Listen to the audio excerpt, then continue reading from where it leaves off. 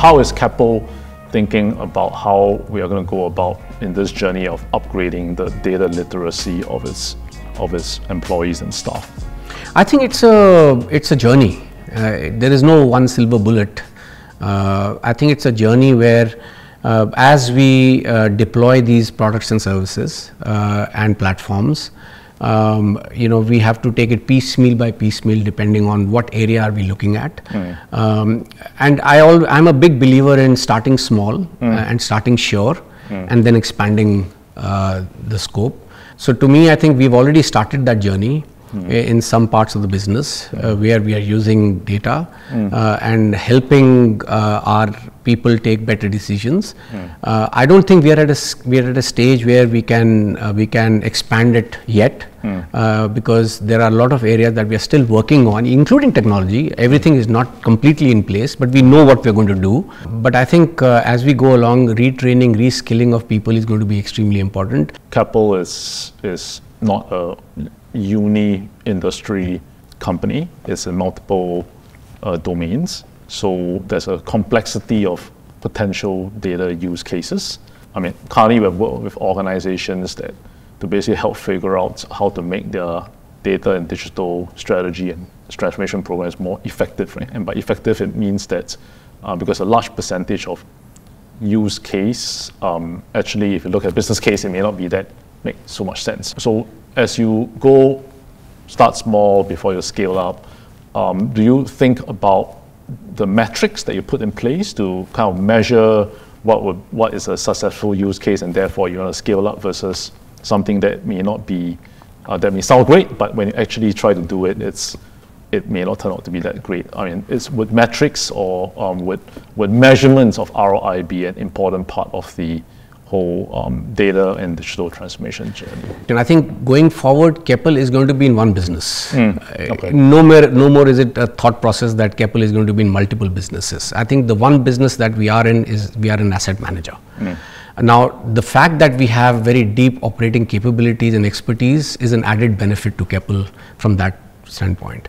So for us, therefore, the driving principle for digitalization is that how does one asset manager work and what metrics do we put in place to make sure that we are able to assess our digitalization journey as an asset manager. At the operating platform level, yes, there are, like I said, we can create new products and new revenue pools and profit pools that we can explore with digitalization.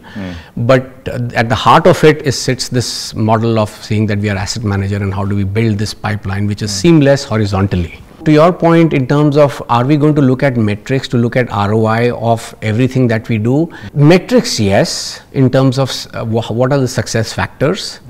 But to be able to measure everything in terms of ROI in digitalization is slightly difficult because at the end of the day, there is, of course, productivity improvement, which can be measured to a certain extent, but whether you can convert that into ROI or not. Second is resilience. Digitalization brings a lot of resilience in the business. Now, can you put an ROI to it? I'm not so sure, but you can still put metrics to it.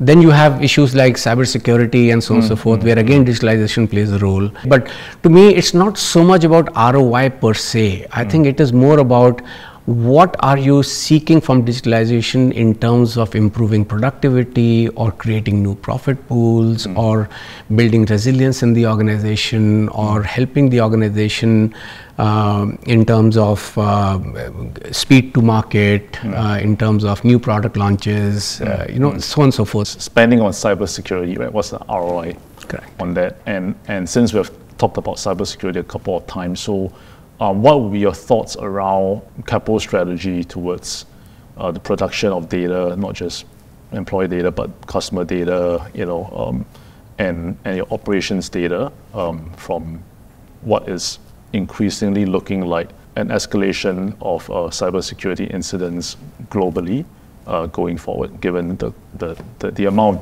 of digitalization that we have and the geopolitical situations? Yeah, so look, it's an ever-evolving space.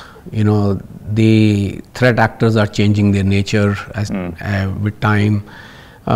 Your attack surfaces are changing with time. at Keppel we have a very robust cyber governance model for every part of the business. And of course, couple of businesses that we are in are quite are critical infrastructure as well. M1 being one of them, Keppel Infrastructure being the other, which are highly regulated, and we have our own obligations to keep. So from that standpoint, I think to me, as I said, because it's an ever evolving posture. It's not stuck in time. I think you have to have a very strong governance model. So everybody looks at security in multiple parts. Yep. It's not one big monolith of security. I mean, there are various parts to security. And I think at Keppel's level, whether it's at the operating platform level or at the group level, I think we put a very robust cyber governance model around it.